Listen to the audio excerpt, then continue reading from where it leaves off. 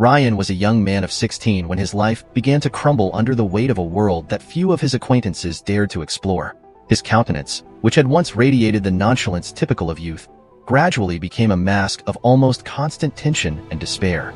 His eyes, once lively and curious, now often seemed glazed and completely distant. His stooped posture gave away the fact that he seemed to be carrying the weight of the world. The environment Ryan often found himself in was the antithesis of the quiet neighborhoods of his childhood. He discovered the drug underworld at a series of underground parties he attended with new friends, shady and persuasive figures who promised freedom from all forms of social and personal oppression. The parties were held in abandoned warehouses or poorly lit houses, where the pulsating music and the air filled with intoxicating substances created an atmosphere of escapism and transgression. A full plate for young heads who want to shout at the world for their space. His mother, Eva, a woman of strong Christian faith and strict morals, began to notice the changes in Ryan not long after he plunged into this world. She was a woman with eyes that, although gentle, could become incredibly penetrating when concerned. Eva was dedicated not only to her family, but also to her community, always involved in local church activities. Ryan's change in behavior brought a shadow of pain and worry that she had never experienced before. One evening, after Ryan came home visibly altered, Eva confronted him in the kitchen, a space that had always previously been a place of affection and open dialogue. "Ryan, we need to talk," Eva began, her voice trembling slightly. "I see what's happening to you.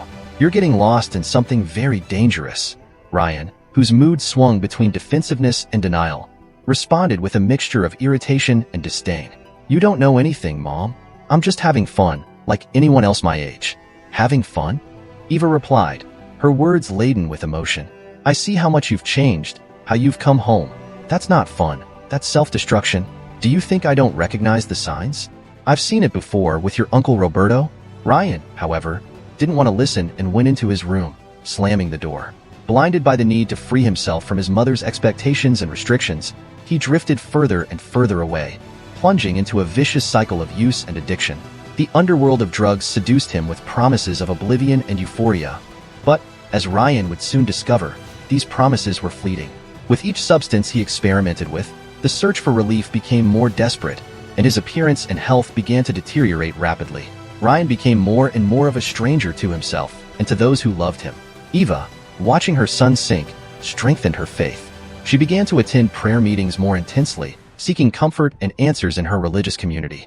She knew that Ryan's struggle was not just physical, but spiritual, and she committed herself to fighting for him in prayer. The walls of Ryan's room reverberated with the deafening thump of distant electronic music coming from a neighboring apartment. Sitting on the worn floor, leaning against the unmade bed, he twirled a lighter between trembling fingers, his eyes fixed on the small metal spoon resting on the portable stove. The blue flame danced under the spoon, transforming the white powder into a liquid solution that promised temporary oblivion. Next to it, on a cracked plate, the remains of a quick and cheap meal, half a ham sandwich already dried out, showed his neglect of nutrition, the food forgotten just like his former appetite for life. The dirty windows filtered the dim evening light, casting long shadows that blended with the stains on the wall, remnants of a previous fight where a glass had met its end against the concrete, scattering shards like shooting stars. The sound of a message arriving on the broken cell phone next to him interrupted the ritual. He hesitated, his hand pausing as he prepared the syringe. The display showed the name Mom, and for a moment, Ryan's pulse quickened, a reminder of a love he knew was unconditional, but which he could no longer face directly. He let his cell phone vibrate to silence, the guilt weighing on his shoulders as he leaned forward, focusing on the only thing he knew to ease the burden. At that same moment, Eva was leaving a prayer meeting at the small neighborhood church. Her steps were slow, a reflection of a night spent in vigil, her hands still clasped together in silent prayer as she walked along the sidewalk illuminated by sporadically blinking street lamps. Every step was a plea for her son to find his way back home, away from the clutches of the addiction that had stolen him from her. When she arrived home, Eva found Ryan's portrait on the mantelpiece, the image of a smiling 5-year-old boy who seemed to be watching her from the distant past. She ran her fingers over the cold surface of the glass, her heart squeezed by hope and fear, knowing that each passing day could bring news she dreaded hearing. The bedroom door was open. Ryan wasn't there. That night, the streets were particularly damp, the previous rain having left a blanket of mist that clung to the asphalt like an unwanted souvenir. Ryan, after hours of restless stupor, emerged from his apartment. His steps were faltering, a struggle against gravity and his own dazed conscience. The cold autumn wind whipped his face, each breath a stinging reminder of his desolate reality. The streetlights, blurred by the haze, created golden halos that illuminated her path through the neighborhood. Houses with illuminated windows revealed scenes of normal life. Families together, laughter shared, a normality he had abandoned. As he passed an open window, the aroma of a home-cooked meal invaded his nostrils, evoking a painful memory of family dinners, of laughter echoing through the house that now seemed so far away. Ryan had grown up as an ordinary boy from the north of the United States, his childhood filled with games and catapulted by his good physical ability. He played a lot of sports, encouraged mainly by his father, who saw in his son an above-average talent. And this connection between father and son was really strong. And it was this connection that drove everything that was happening now. When at the age of 12 Ryan lost his father in a tragic accident, it destroyed him. The innocent and happy child suddenly locked away in a world of his own. His mother, distraught by the tragic loss, didn't know what to do. In addition, the arrival of adolescence made things even worse for both of them, as they grew further apart day by day, until they became almost strangers under the same roof. Entering a dimly lit alleyway, Ryan found what he was looking for. Hooded figures, shadows among shadows, negotiated their next escape from reality. Coins of exchange passed from trembling hands to steady ones, guaranteeing another trip into oblivion. He barely noticed the cold nibbling at his extremities as he prepared his dose, the syringe an object as familiar as it was pernicious in his hands. Meanwhile, Eva knelt in her room, the worn rosary running through her fingers. Her prayers were fervent whispers, each word raised with the intensity of someone who fears losing everything. The candle burning next to his bed cast a soft light, creating shadows that danced on the walls as if to the rhythm of his anguish. At dawn, Ryan walked back to his apartment, the substance in his system slowly wearing off, leaving an even bigger void in its wake. The sky gradually cleared, but for him, the world remained in an endless twilight. He passed a park where children were playing under the watchful eye of their parents. One particular scene caught his eye. A father was lifting his small son, spinning him in the air, both laughing freely. Ryan stopped, watching, a sharp pain piercing his chest. That simple expression of joy and love was a cruel contrast to the darkness that now enveloped him. Walking more slowly, he contemplated the small joys he had sacrificed, a knot of remorse and loss tightening in his throat. His journey took him to the shore of a small lake in the park, where he sat on a wooden bench, the first rays of sunlight touching the water and creating reflections that twinkled like distant stars. With the first rays of sunlight timidly reflecting on the lake, Ryan slowly rose from the wooden bench, the image of father and son still vivid in his mind. He knew he could no longer run away from the reality that was consuming him, nor from the pain he was causing to those he loved most. That early morning he cried. He missed his father terribly and had never realized it until that moment. He realized that he had never recovered since the accident that had taken him away from him. Arriving home, he found his mother, Eva, standing in the kitchen, preparing something that smelled of coffee and toast. A morning ritual that tried to instill some normality into their tumultuous lives. Ryan hesitated in the doorway, watching her for a moment. She still hadn't noticed him. Tiredness marked her face, but there was an unbreakable resilience in every movement she made. Eva finally turned and saw Ryan standing there, his appearance worn and his gaze lost. A heavy sigh escaped his lips before she quickly approached and hugged him. A hug that carried all the weight in the world. "My son, how long?" Her voice was broken, her eyes watery with tears. "Don't you see what this is doing to you? To all of us?" Ryan looked away, unable to face the suffering reflected on his mother's face. "I know. I don't know if I can stop." Eva held Ryan's face between her hands, forcing him to look her in the eye. "You have to try, my love. For you. For me, for your father. I beg you, don't give up on us. Don't give up on you. God still has plans for you, Ryan. I know he does." Ryan felt his throat tighten, his mother's words piercing through the layers of despair and apathy that had consumed him for so long. "I'm so lost, Mom." The confession came in a broken, almost inaudible whisper. "I know, my darling, I know. But it doesn't have to be like this. You're not alone in this. Let's get help together. Let's pray together. Please tell me you're going to try."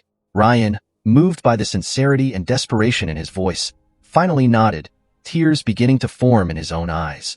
"I'll try, Mom. I promise.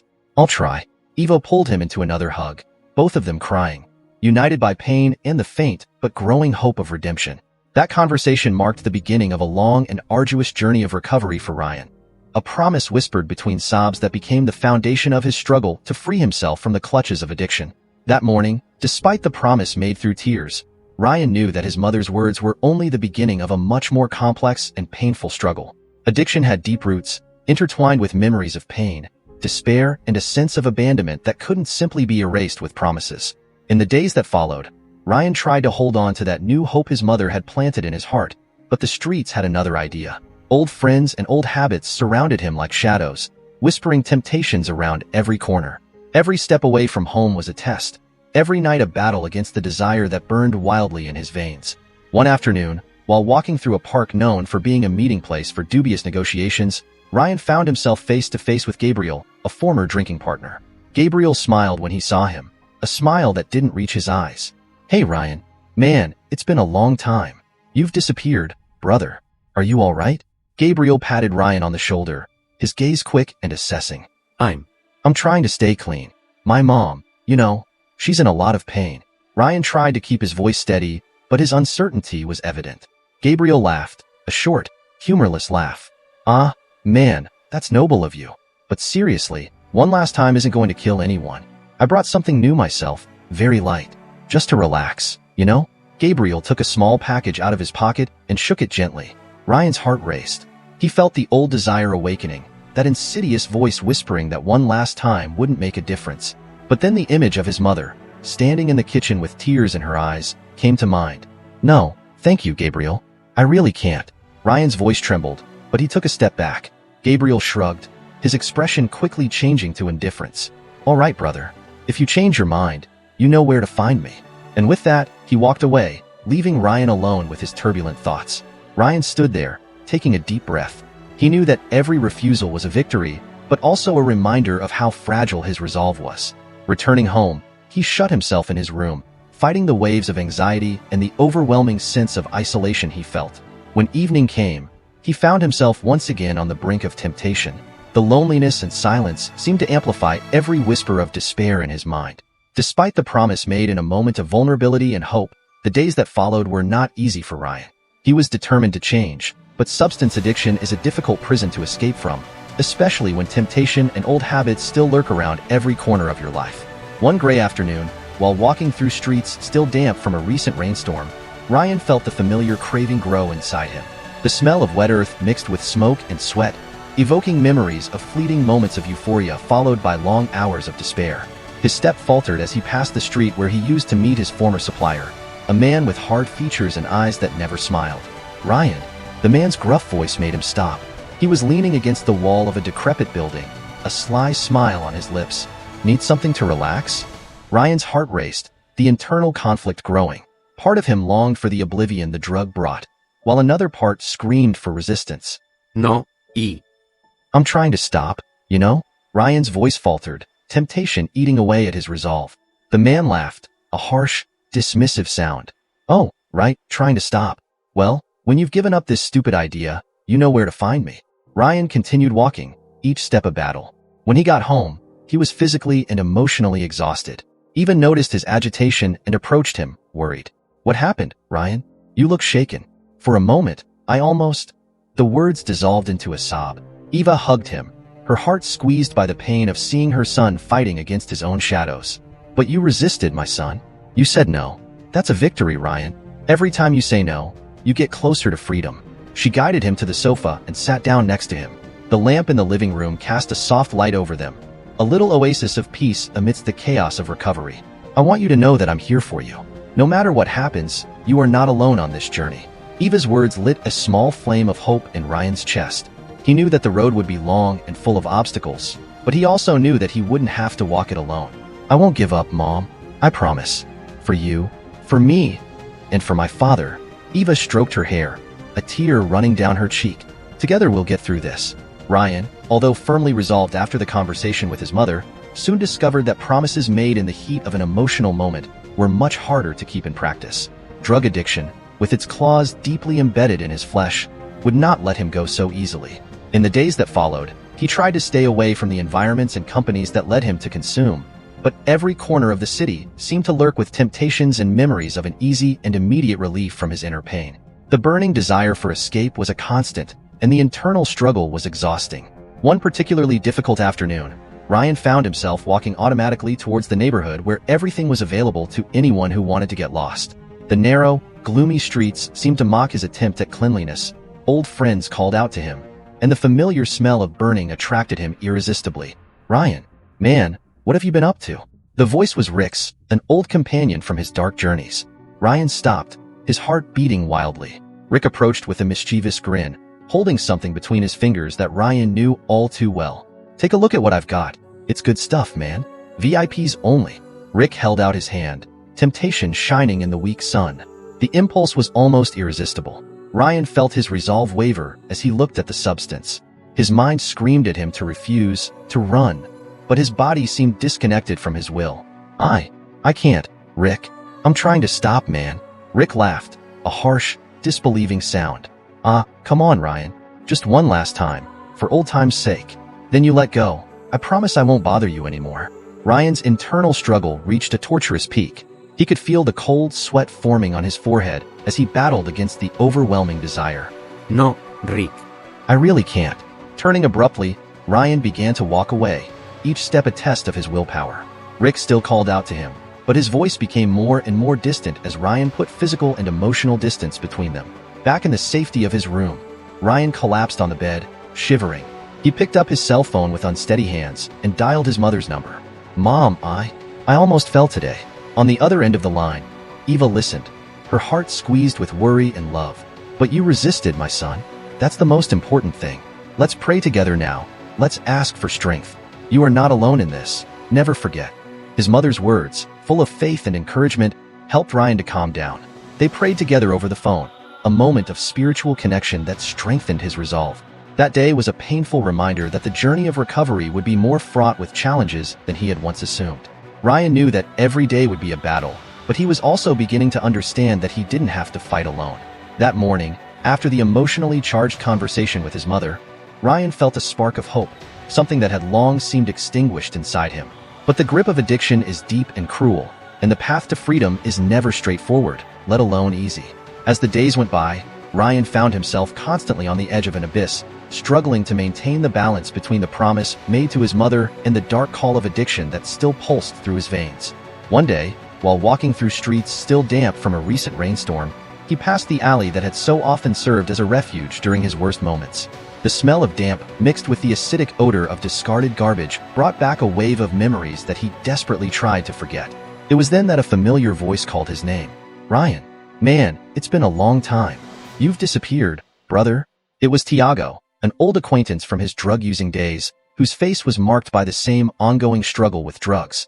The sight of Tiago, with his injected eyes and pale, worn skin, was a mirror of what Ryan could become again if he gave in.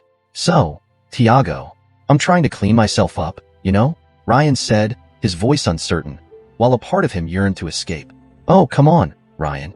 Just wants to get over the nostalgia. It won't hurt." Tiago gave a smile that was both an invitation and a trap. Ryan's heart raced, temptation dancing before his eyes. He knew how easy it would be to give in. The internal struggle was visible, the desire to follow the right path warring with the old addiction that clamored for attention. No, Tiago. I really can't. I'm trying to change." His voice was almost a whisper, trembling with the effort to hold himself together. Man, nobody needs to know. Come with me, just this once." James approached, the offer dangling from his outstretched hands like the forbidden fruit in the Garden of Eden. Ryan felt every fiber of his being pulling him in different directions. He closed his eyes, and the image of his mother, crying and pleading for his recovery, emerged in his mind. With a sigh that carried the weight of his choices, he opened his eyes and, mustering every ounce of strength he possessed, refused. No, Tiago. "I have to go." I'm sorry. With those words, Ryan turned and started walking through the rain, each step an act of resistance against the addiction that sought to drag him back into the darkness. As he got further away, the sound of Tiago's protests disappeared, replaced by the racing sound of his own heart. Ryan knew that every day would be a battle, every decision a test of his will. But at that moment, in choosing himself and his promise, he also chose hope, one step at a time. The promise made in a moment of vulnerability and despair hung over Ryan like a constant reminder of his internal battle. Despite his mother's support and his decision to seek help, the following days proved torturous. The addiction had deep claws, every cell in his body crying out for the false euphoria that drugs provided. Returning home, he was accompanied by a sense of failure. When he opened the door, he found his mother in the kitchen. Her face lit up when she saw him. "How are you, my son?" Eva asked, concern marking every feature of her face. Ryan approached her, hugging her tightly. "It was hard today, Mom, but I resisted," he confessed, feeling the tears welling up again. "Are you all right?" "No, Mom, I'm not, but I'm staying." "I have to stay," he replied, his voice weak but determined. Eva held him close, murmuring words of encouragement. "We'll keep fighting together." That night, as Ryan went to bed, Eva sighed on the other side of the door, her own silent tears a testament to the love and pain she shared with her son. Ryan spent the night in vigil, fighting the ghosts of his past and the demons of his present. However, every moment of pain was also a brick in the foundation of his recovery, his mother's words echoing in his mind. Despite the darkness that still tried to seduce him, there was a spark of hope. He found himself in a constant tug-of-war between determination and temptation. The days that followed were a test of his resilience, every moment filled with the torturous choice of standing firm or succumbing to the suffocating call of addiction. The following days brought with them intense physical and psychological pain, as Ryan's body cried out for the chemistry it had become accustomed to. The nights were particularly torturous, marked by cold sweats, tremors, and an overwhelming anxiety that seemed to consume every lucid thought. On one particularly difficult night, Ryan found himself alone in his room, the silence of the house amplifying the deafening noise of his own thoughts. The walls seemed to close in on him, each shadow a reminder of the choices that had brought him here. On his nightstand, the number of an old supplier flashed tantalizingly on his phone. It was an easy way out, an instant relief from the hell he was living. It was then that Eva, sensing something, quietly entered the room. She found him in a cold sweat, his hand trembling over the phone. "Ryan, don't do this." Her voice was a fear-filled but firm whisper. Ryan looked at his mother, his eyes wide and desperate. "I don't know if I can do it, Mom. It's very difficult." His voice was full of anguish, a reflection of the inner turmoil that was consuming him. Eva came over and sat next to him on the bed. She took his hand, holding it between hers, a gesture of unconditional support. "I know it's hard, my son, but you're stronger than that. You are stronger than your addiction. I'm here with you, no matter what. We'll face it together, step by step." Ryan took a deep breath, trying to absorb the strength his mother was offering him. He looked at the phone again, then at his mother, and with a decisive movement, he switched it off and put it to one side. "I'll try, Mom. For you. For me." Eva just nodded, a small sad smile adorning her lips. She hugged him, and they stayed like that for long minutes, finding comfort in the silence they shared. In the days that followed, Ryan began attending meetings of a local support group, each session a revelation of stories like his, of struggle and hope. Hearing the stories of others who had walked the same tortuous path gave him a new perspective and a renewed sense of purpose. The following weeks proved to be a daily battle against desires that seemed to eat away at his will from the inside out. He tried to cling to his mother's faith and support, but temptation was always lurking, haunting every step he took. Ryan tried to get more involved in the daily activities of the house, helping his mother with small tasks, trying to fill the long periods of inactivity that so often pulled him back into old habits. Eva, for her part, multiplied her efforts to support her son, praying fervently every night and looking for support groups that could help Ryan. One day, while Eva was out looking for information about a rehabilitation program, Ryan found himself alone at home, his mind turbulent from the lack of drugs. He paced restlessly around the living room, each object a reminder of the many times he had lost himself in his own home. The phone rang, and he hesitated before answering. It was Marco, an old friend from his darkest days. "Hey Ryan, dude, we've got a party tonight. It's going to be insane. Everyone's going to be there. Come with us, relieve some of that tension." Marco's voice was a singing temptation, laden with promises of oblivion and escape. No, Marco, y... "Oh, come on, man. Just for one night. Then you can go back to your good boy program. One night won't kill you, will it?" The internal battle intensified, the desire to escape, to feel that euphoria one last time, hammering at his conscience. Ryan felt cold sweat break out on his body, the temptation growing with every second of silence on the phone. I don't know, Marco. Come on, Ryan. After that night, if you decide you don't want it anymore, I'll take you to your support group or whatever. But man, you deserve a night of freedom." Ryan squeezed his eyes shut, trying to expel the temptation. But Marco's words ignited a dangerous flame inside him. With a sigh that sounded more like surrender, he finally gave in. "All right, Marco, just for tonight. Where do we meet?" Hanging up the phone, Ryan felt a mixture of excitement and disgust at his own weakness. He knew he had betrayed his promise to his mother, but the need to escape his reality was too intense. When Eva returned home, she found the house empty, a note on the table indicating that Ryan had gone out and would be back soon. Her heart clenched with a dark foreboding. Fear and worry consumed her, knowing that, despite her efforts and prayers, her son's battle was far from over. She sat down on the sofa, where she waited patiently for him, while praying fervently. It was very late when the door opened and Ryan looked upset. He walked over to his mother and leaned on her legs, crying. I fell. Over the next few weeks, Ryan tried to stay away from the environments that fed his addiction, but the temptations were almost omnipresent, lurking around every corner of his once drug-ridden existence. The struggle was daily, a continuous battle between the desire to clean up and the almost irresistible call to lose himself again in the substances that promised oblivion but delivered only more despair. Eva's determination to save her son from the darkness of drug addiction became a lonely crusade, fueled by her faith and unconditional love. Every day, she searched for new strategies and resources, from alternative therapies to more intensive support groups. She understood that the fight against addiction was not only physical, but also emotional and spiritual. Ryan, for his part, oscillated between moments of clarity, during which he truly wanted to be free of addiction, and periods of relapse, in which addiction seemed to suck all his willpower. In one of these moments of clarity, after a particularly difficult night, he found himself in the park again, sitting on the same bench where he had succumbed the first time. The morning sun cast long shadows on the ground, and the leaves of the trees whispered in the wind, a reminder that life went on, despite his internal chaos. Ryan raised his head, watching a family playing frisbee a short distance away. A child was laughing, chasing after the frisbee, his parents applauding each successful catch. A pang of envy and longing ran through Ryan's heart.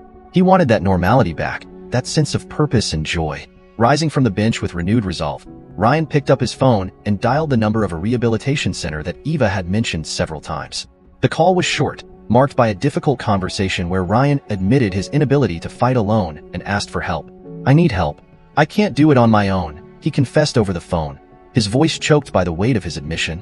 Returning home, he found Eva in the kitchen, preparing lunch. The tension between them was palpable, a mixture of hope and fear filling the air. Ryan approached slowly. "Mom, I called the rehab center.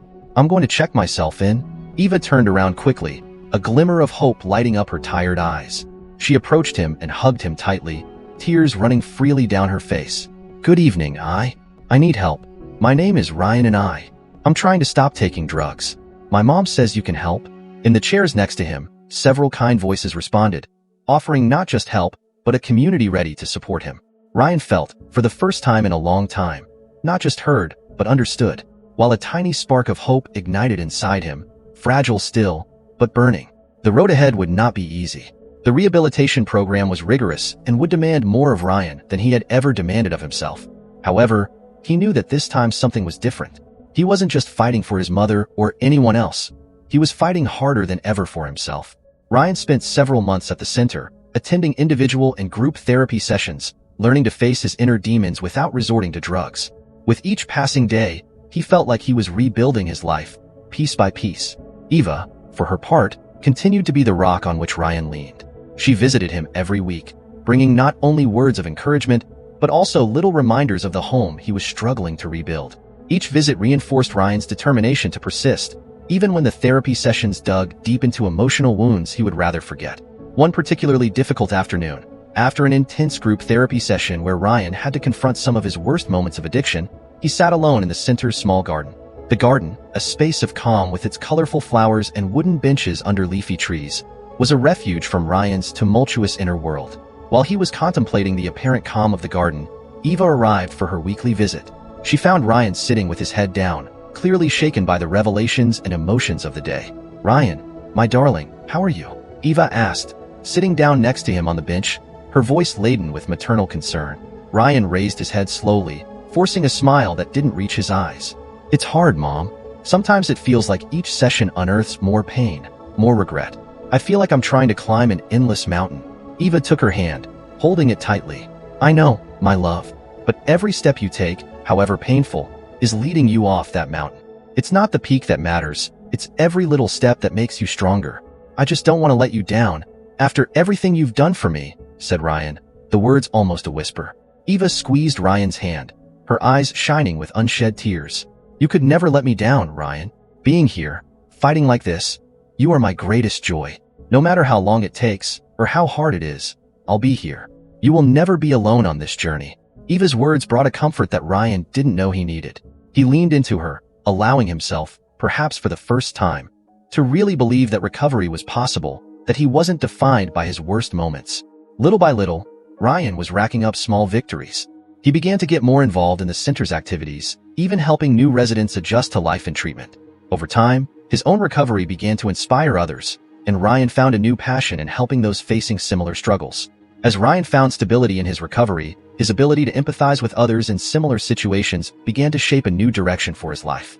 The rehab center, which initially represented a refuge from his past mistakes, became a place where he could make a difference. Ryan began to actively participate in orientation sessions for new residents, sharing his journey with a raw honesty that resonated deeply with many. One morning, while preparing material for a group session focused on coping strategies, Ryan was approached by one of the center's therapists, Dr. Simmons, a middle-aged man with a keen eye and a gentle way of approaching his patients. He had observed Ryan's development and saw potential in him that went beyond his own recovery. "Ryan, I've noticed your progress and how you've positively impacted others here at the center," began Dr. Simmons, adjusting his glasses as he flipped through some papers on his clipboard. "Have you thought about considering formal training in counseling? I believe you have a natural ability for it." Ryan was surprised by the suggestion, but a spark of possibility ignited inside him. The idea of turning his experience into a professional career, helping others navigate the challenges of addiction, was something he had never seriously considered until now. "I hadn't thought of that, Dr. Simmons," Ryan replied, a mixture of enthusiasm and uncertainty in his voice. "Think about it," encouraged Dr. Simmons, handing him a brochure about a certification program in counseling. "Your journey could inspire and help many, and I believe it would also strengthen your own recovery, giving you renewed purpose." Excited about the new possibility, Ryan shared the idea with Eva during his next visit. Sitting together in the center's garden, under the afternoon sun that filtered through the leaves of the trees, he talked about Dr. Simmons' proposal. Eva, always Ryan's greatest support, listened with rapt attention and obvious pride. When he finished explaining, she held his hands tightly, her eyes shining with tears of joy. "Ryan, this is wonderful. I always knew you were destined for great things. Using what you've been through to help others is the noblest thing you could do. I'm so proud of you." Encouraged by his mother's words and his own growing conviction that he could really make a difference, Ryan decided to enroll in the counseling certification program. As the months passed, Ryan immersed himself deeply in his counselor training. He studied fervently, absorbing each lesson as if it were the key to a door he had fought so hard to open. His enthusiasm and dedication did not go unnoticed, both by the instructors and his colleagues, who saw in him not just a student, but a beacon of hope for those still lost in the darkness of addiction. After completing his certification program, Ryan was invited to join the team of counselors at the same rehab center where he himself had found his way to recovery. It was an opportunity to close a circle, to give back to the community that had supported him in his darkest moments. On the day of his graduation ceremony as a certified counselor, Eva was in the front row, beaming with pride and joy. When Ryan was called up to the stage to receive his diploma, the applause was deafening. He looked out into the audience, meeting Eva's gaze, and knew that every challenge he had faced had been worth it for that moment. "Today, we celebrate not only academic achievement, but the human journey of a man who turned adversity into advantage, despair into hope," said the program director during the graduation speech. Ryan also had the opportunity to speak. He took to the stage, his hands shaking slightly with emotion, but his voice was firm and clear. "Each of us has a story," he began, looking around the room full of future advisors, family, and friends.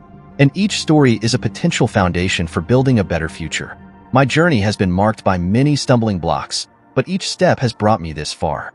And if I can use my experience to help at least one person find their way to recovery, then every challenge will have been worth it." After the ceremony, as the guests gathered for a small cocktail, Eva approached Ryan, hugging him tightly. "I knew from day one that you would turn your struggle into something extraordinary," she whispered, tears rolling freely down her face. "You are my greatest joy, Ryan." With his diploma in hand and a future ahead of him, Ryan felt renewed. He knew that the road to recovery would continue to have its ups and downs, but now he had a clear purpose and the strength to pursue his aspirations. He was ready to help others navigate the storm of addiction, just as he had done, and every new day was an opportunity to make a difference. Eva, watching her son interact with colleagues and guests, felt a deep peace. The struggle had been long and arduous, but the victory was sweet. She knew that, despite the challenges ahead, they would always find strength in each other and in the faith that had sustained them so far. Ryan specializes in helping addicts recover, has a thriving family, and travels the world giving talks on coping with addiction. His Father in heaven was proud of him. Thank you very much to those who have supported the channel financially through the link in the comment pinned. This helps me to bring more and more stories to you. And don't forget to like and also subscribe to continue receiving the new stories.